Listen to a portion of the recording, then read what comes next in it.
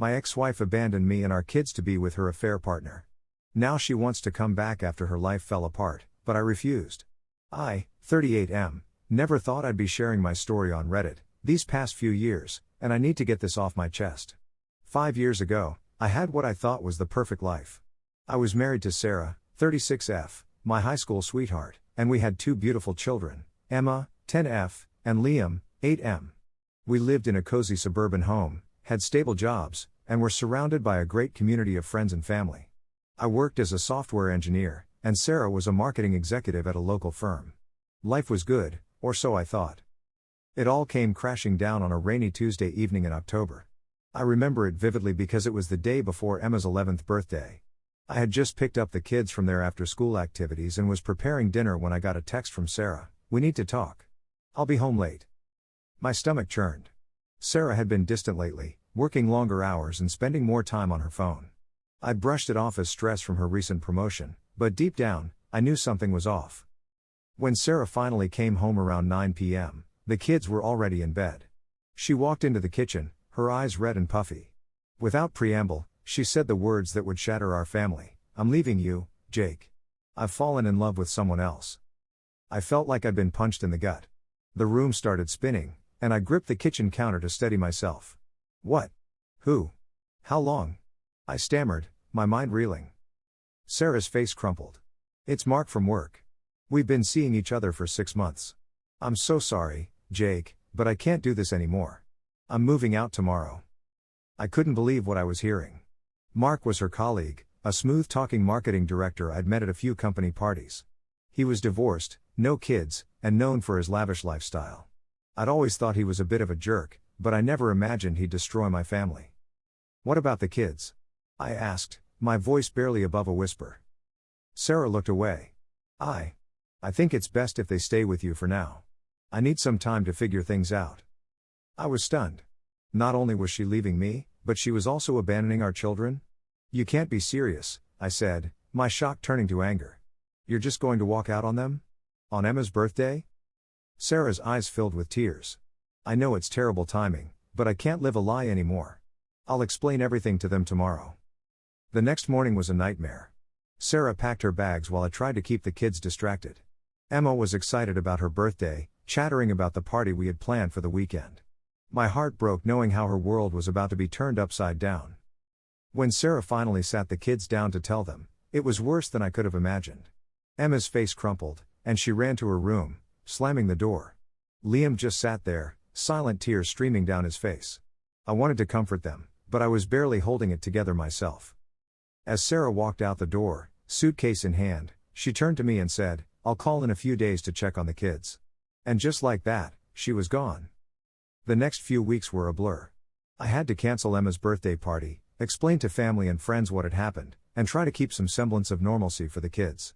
I took time off work to be there for them, but I was a mess myself.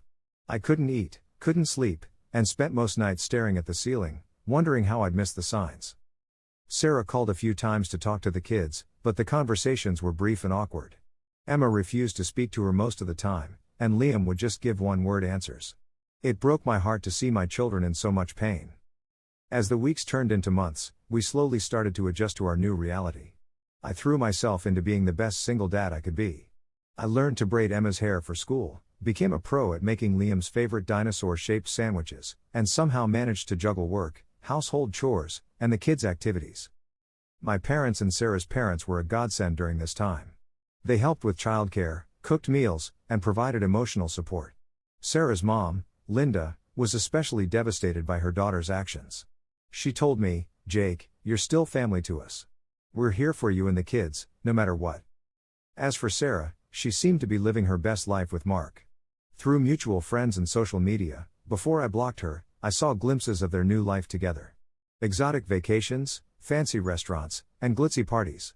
She'd post photos with captions like "living my truth and never settle for less than butterflies." Each picture felt like a knife twisting in my gut. The kids struggled with the abandonment. Emma started acting out in school, and Liam became withdrawn. I enrolled them in therapy, which helped, but the wounds were deep. The hardest part was watching them wait by the window on weekends, hoping their mom would show up for her sporadic visits, only to be disappointed more often than not. About a year after Sarah left, I decided it was time to formally end our marriage. I filed for divorce and full custody of the kids. Sarah didn't contest either. In fact, she seemed relieved to sign away her parental responsibilities. It was like she wanted to erase her old life completely. The divorce was finalized quickly, and I threw myself into rebuilding our lives. I got a promotion at work, which allowed me to hire a part-time nanny to help with the kids. We moved to a new house in a different neighborhood, away from the memories of our old life. Slowly but surely, we started to heal. 2 years after the divorce, I dipped my toe back into the dating pool. It was terrifying at first, but I knew I had to move on. That's when I met Olivia, a kindergarten teacher and single mom to a 9-year-old boy. We hit it off immediately, bonding over the challenges of single parenthood and our shared love of dad jokes. Olivia was patient and understanding, never pushing to meet my kids until I felt ready. When I finally introduced her to Emma and Liam, I was nervous, but I needn't have worried. Olivia was a natural with them, and her son, Tyler, got along great with Liam. As our relationship grew stronger, I started to believe in love again. Olivia showed me what a true partnership should be like. She supported me through the tough times, celebrated the good ones, and became a steady, loving presence in my children's lives. 3 years after Sarah left, life had fallen into a new, happy rhythm. The kids were thriving in school, I was excelling at work, and Olivia and I were talking about moving in together. I finally felt like I could breathe again. And then, out of the blue, I got a call that would turn everything upside down once more. It was Sarah. I stared at my phone in disbelief, Sarah's name flashing on the screen. My hand trembled as I answered the call. "Jake?" Sarah's voice sounded small and uncertain, nothing like the confident woman who had walked out on us 3 years ago. "What do you want, Sarah?" I tried to keep my voice neutral, but years of pent-up anger and hurt threatened to spill over. I need to talk to you. In person. It's important," she said, her voice cracking. Against my better judgment, I agreed to meet her at a coffee shop the next day. I didn't tell the kids or Olivia about the call. I wasn't sure what to expect, and I didn't want to upset anyone unnecessarily. When I arrived at the coffee shop, I almost didn't recognize Sarah. Gone was the polished executive in designer clothes. Instead, I saw a woman who looked tired and worn, her hair pulled back in a messy ponytail, dark circles under her eyes. As I sat down across from her, Sarah burst into tears. "I've made such a terrible mistake, Jake," she sobbed. "I want to come home." I sat there, stunned, as Sarah poured out her story. Her fairy tale life with Mark had quickly turned into a nightmare. He was controlling and manipulative, isolating her from friends and family. When she lost her job due to company downsizing, Mark became emotionally abusive, constantly belittling her and reminding her that she had nothing without him. "I finally worked up the courage to leave him last month," Sarah explained, wiping her eyes. "I've been staying with a friend, trying to figure out what to do next. But all I can think about is how much I miss you and the kids. I want my family back, Jake. I'll do anything." I sat there, a whirlwind of emotions churning inside me. Part of me, the part that still remembered the good times, wanted to reach out and comfort her. But a larger part, the part that had spent 3 years picking up the pieces of our shattered family, was filled with anger and resentment. "You want to come back?" I said, my voice low and controlled. "After 3 years of barely being a part of our children's lives? After missing birthdays, school plays, and parent-teacher conferences? After Emma cried herself to sleep for months? After Liam stopped speaking for weeks? Now you want to come back?" Sarah flinched at my words but nodded desperately. "I know I don't deserve it, but please, Jake. I've realized what's truly important. I want to make things right." I took a deep breath, trying to calm the storm of emotions inside me. "Sarah, you can't just waltz back into our lives and expect everything to be okay. Do you have any idea what we've been through? What the kids have been through?" I told her about the therapy sessions, the nightmares, the questions about why mommy didn't love them anymore. I told her about Emma's struggles with trust and Liam's fear of abandonment. I told her about the birthdays and holidays that felt incomplete, no matter how hard I tried to fill the void she left. Sarah listened, tears streaming down her face. When I finished, she reached across the table, trying to take my hand. I pulled away. "Jake, please," she begged. "I know I've hurt you all terribly. But I want to make amends. I'll do whatever it takes. Therapy, counseling, anything. I just want my family back." I looked at her, this woman I had once loved more than anything in the world, and felt nothing. The love, the connection we once shared, had been burned away by her betrayal and years of absence. Sarah, I said, my voice firm, you gave up the right to call us your family when you walked out that door 3 years ago. The kids and I, we've moved on. We've built a new life, a happy life. I told her about Olivia, about how she had become a mother figure to Emma and Liam. I explained how we were planning to move in together, how Tyler had become like a brother to our kids. But I'm their mother, Sarah protested weakly. No, I said, shaking my head. You're their biological mother, but you haven't been a real mother to them in years. Olivia has been there for every scraped knee, every nightmare, every school project. She's earned the right to be called their mother. Sarah's face crumpled, and for a moment, I felt a twinge of pity. But then I remembered all the times I had to comfort our crying children, all the milestones she had missed, all the nights I lay awake wondering how I was going to do this on my own. I'm sorry you're going through a tough time, Sarah, I said, standing up. But you made your choice 3 years ago.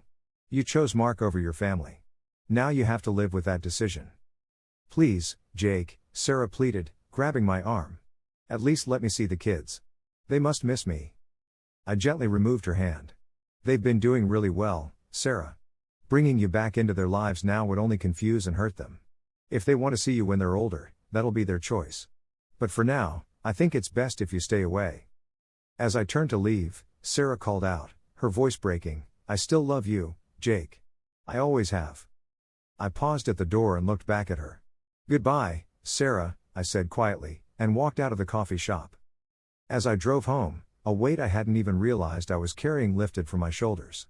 For years, a small part of me had wondered what if. What if Sarah came back? What if she wanted to try again? Now I knew. The life we had, the love we shared, it was gone. And I was okay with that. I pulled into the driveway of our home, where I knew Olivia would be helping Emma with her science project while Liam and Tyler played video games. This was my family now. Imperfect, sometimes chaotic, but filled with love and trust. As I walked through the door, I was greeted by the sound of laughter and the smell of cookies baking. Emma ran up to me, excitedly showing me the model solar system she and Olivia had been working on. Liam and Tyler called out a distracted "Hi, Dad," from the living room, engrossed in their game. Olivia came out of the kitchen, flour on her cheek and a warm smile on her face. Hey, you, she said, giving me a quick kiss. Everything okay? You look like you've been through the ringer. I pulled her into a hug, holding her tight. Everything's perfect, I said, and I meant it. That night, as I tucked Emma and Liam into bed, I looked at their peaceful faces and felt an overwhelming sense of gratitude. We had been through so much, but we had come out stronger on the other side. Dad? Liam said sleepily as I was about to turn off the light. Yeah, buddy? I'm glad Olivia's going to live with us.